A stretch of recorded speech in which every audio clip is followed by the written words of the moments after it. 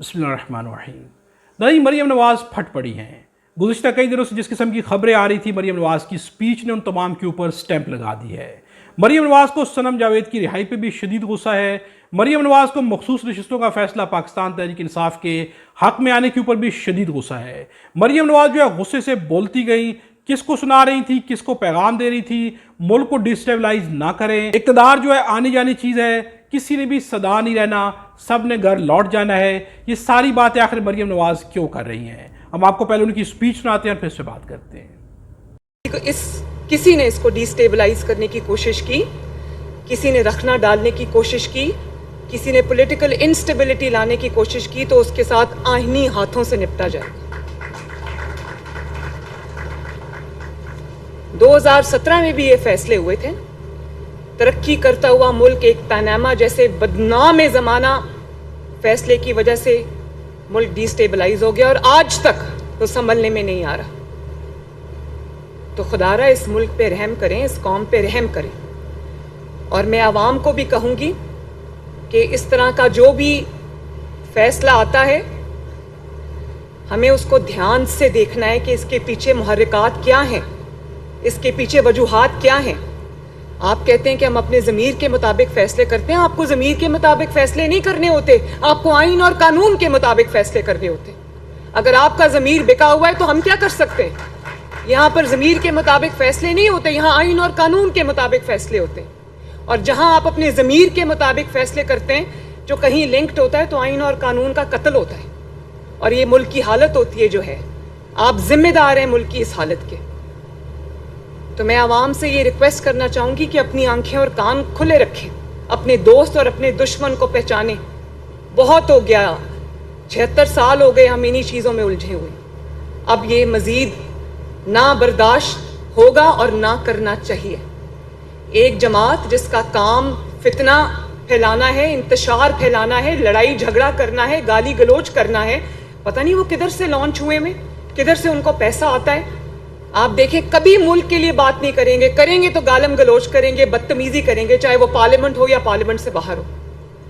और आज उन लोगों को ये कोर्ट्स बेल्स दे रही हैं जिनको, और उनको मासूम बना के पेश किया जा रहा है, बेगुनाह बना के पेश किया जा रहा है। मैं भी खातून हूँ, अगर कोई खातून बेगुनाह जेल में जाती है तो मुझे भी तकलीफ होती है, क्योंकि मैं बेगुनाह जेल भुगत के आई हूँ। लेकिन ये नहीं हो सकता कि एक औरत ने इस मुल्क और कौम पे हमला किया है, इस मुल्क की तनसीबात पे हमला किया है, आग लगाई है, इंतशार फैलाया है, और आप उसको कहें वो मासूम है। उस बेचारी को 2 साल हो गए जेल में बंद हुए हुए। भाई क्यों जेल में बंद हुए हुए साल हुआ? अपनी हरकतों की वजह से हुआ है। आपने जो जुर्म किए हुए हैं वो पूरी कौम ने टीवी पे देखा है। किसने नहीं देखा कि इन्होंने मुल्क में आग लगाई? किसने नहीं देखा कि इन्होंने शहदा के ऊपर हमला किया? किसने नहीं देखा कि इनको मौका, जब मौका मिला, इन्होंने आग और खून का इंतशार का खेल खेला? तो सुप्रीम कोर्ट के जजेस को ये सब चीजें नहीं नजर आ रही? उनको रिलीफ देने के लिए आइन और कानून का हुलिया बिगाड़ के रख दिया। तो मैं तो बोलूंगी, मेरा मुल्क है, मुझे तकलीफ होती है, आप सबको भी बोलना चाहिए। इसको लाइंग डाउन, आंखें बंद करके इसके ऊपर कान और आंखें बंद नहीं करने चाहिए। ये हमारा मुल्क है, इसकी हिफाजत मेरी भी जिम्मेदारी है, आपकी भी जिम्मेदारी है, कौम की भी जिम्मेदारी है। नज़र, मरीम नवाज़ या नवाज शरीफ हों, इनके चेहरे जो है इनके अंदर के हालात को कभी भी नहीं छुपा सकते। इनके अंदर के जो भी हालात होते हैं इनके चेहरों पे वाज़ेह हो जाते हैं। मरीम नवाज़ के चेहरे पे जिस तरह के हालात नज़र आ रहे हैं और जिस तरह का गुस्सा जो है वो जाहिर कर रही हैं, जिस तरह से जो है वो जजेस के ऊपर फिर से बोलना शुरू हो गई हैं, जिस तरह से अदालती फैसलों को जो वो तनकीद का निशाना बना रही हैं, जिस तरह से पाकिस्तान तहरीक इंसाफ के लोगों को और खुसूसन सनम जावेद को रिहा किया गया है, उस एक औरत के ऊपर भी जिस तरह से वो गुस्से का इजहार कर रही हैं, इससे बहुत कुछ जो है वाज़ेह हो रहा है। हालात जो है ठीक नहीं हैं। इस बारे में ख्वाजा आसिफ जो है खुल के कह चुके हैं कि हालात ठीक नहीं हैं, और इसमें कोई शक और शुबे की गुंजाइश नहीं है कि इस वक्त जो है हालात ठीक नहीं है। ये हुकूमत जो है इससे ज़्यादा चल ही नहीं सकती थी। इससे पहले भी बहुत दफ़ा कहा जा चुका है कि ये हुकूमत ज़्यादा अरसा नहीं चलेगी, क्योंकि जब भी नवाज शरीफ इक़्तिदार में आते हैं या उनकी हुकूमत इक़्तिदार में आती है, उनके हालात कभी भी ज़्यादा देर के लिए ठीक नहीं रहते। 75 साल से यही हो रहा है। मरियम नवाज का कहना है कि 75 साल से यही हो रहा है, आखिर 75 साल से ऐसा कौन कर रहा है, वो किसको सुनाने की कोशिश कर रही हैं, क्या उनका हदफ सिर्फ और सिर्फ जजेस हैं, सुप्रीम कोर्ट है, अदालतें हैं, या उनका हदफ जो है कोई और भी है जिसका नाम शायद वो ले नहीं सकती।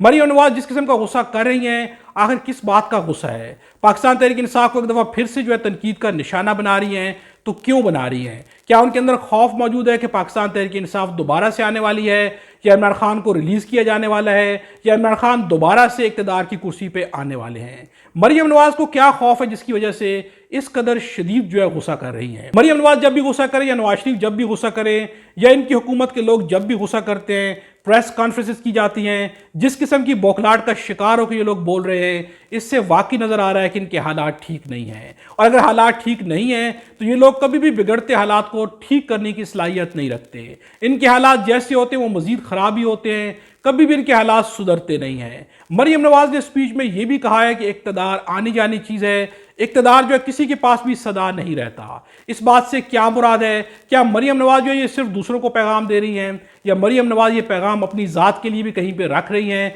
कि इक़्तिदार आनी जानी चीज़ है, जिस किस्म के फ़ैसले वो आर्जी इक़्तिदार के अंदर बैठ के कर रही हैं, कल इन्हीं को भुगतना पड़ेगा। जिस तरह के फैसले उन्होंने किए हैं, जिस तरह की जुल्म और ज़्यादती की जा रही है, कल खुद जब इक़्तिदार की कुर्सी पे वो नहीं होंगी तो उन्हें ये सब कुछ बर्दाश्त करना पड़ेगा। जहाँ पे दूसरों को ये नसीहत की जा रही है, वहाँ पे ये नसीहत जो है तमाम इक़्तिदार में बैठे लोगों को खुद भी करनी चाहिए और लेनी चाहिए कि इक़्तिदार आर्जी चीज़ है। आज किया गया फैसला कल की तारीख बनेगा।